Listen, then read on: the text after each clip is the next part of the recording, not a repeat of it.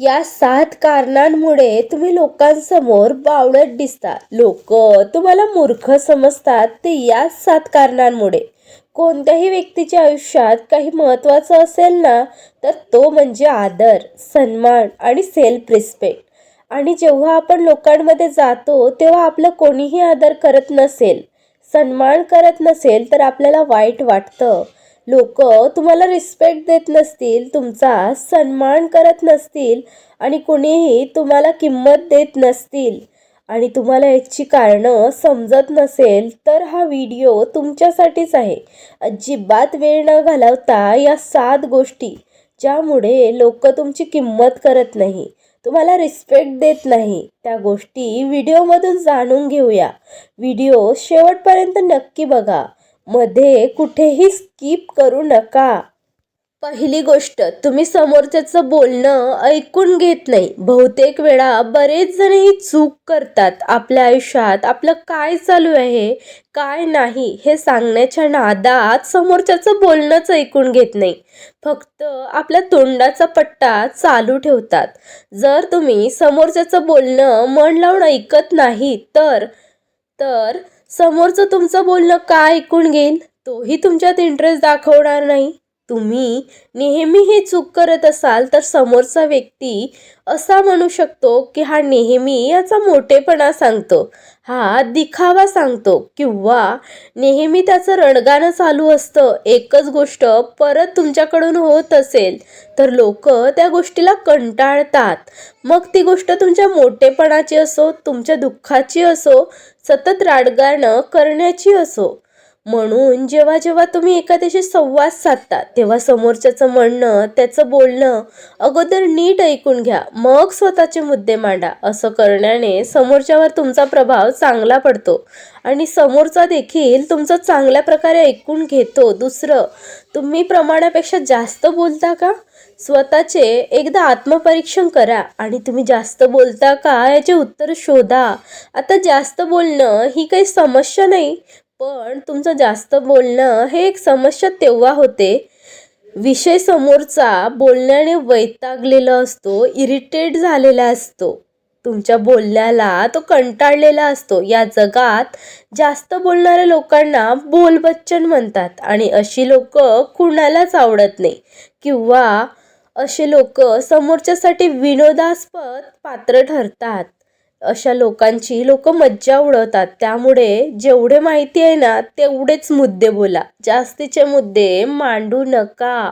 त्याने तुमचं लोकांसमोर हसू होईल. तुम्ही किती बोलता या गोष्टीला अजिबात महत्त्व नाही, तुम्ही काय बोलता ही गोष्ट जास्त महत्त्वाची असते. आपले जास्तीत जास्त बोलणं इतरांच्यासाठी डोकेदुखी होऊ शकते.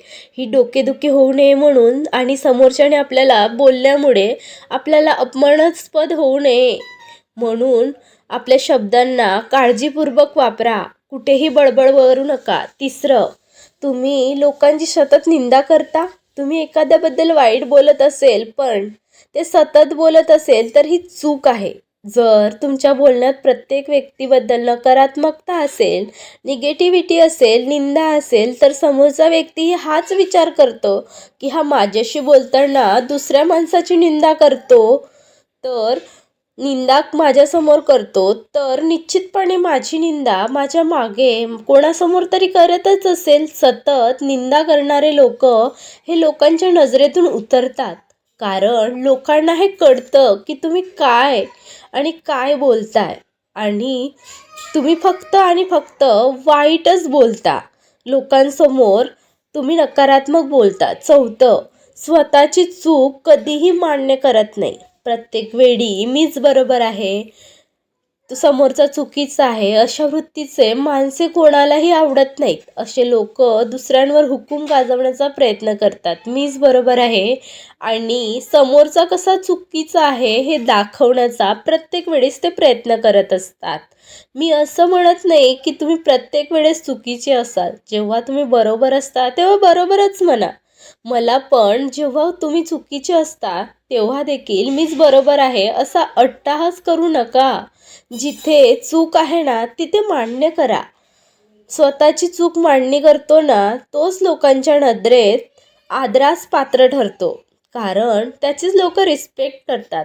5वं, माझ्याकडे वेळ नाही हे कारणं प्रत्येक वेळेस देता. तुम्ही तुमच्या वेळेचा आदर राखला पाहिजे. मित्रांच्या, नातेवाईकांच्या, प्रत्येकाच्या गोष्टीला प्रत्येक वेळेस हो म्हणायला हवं असं नाही.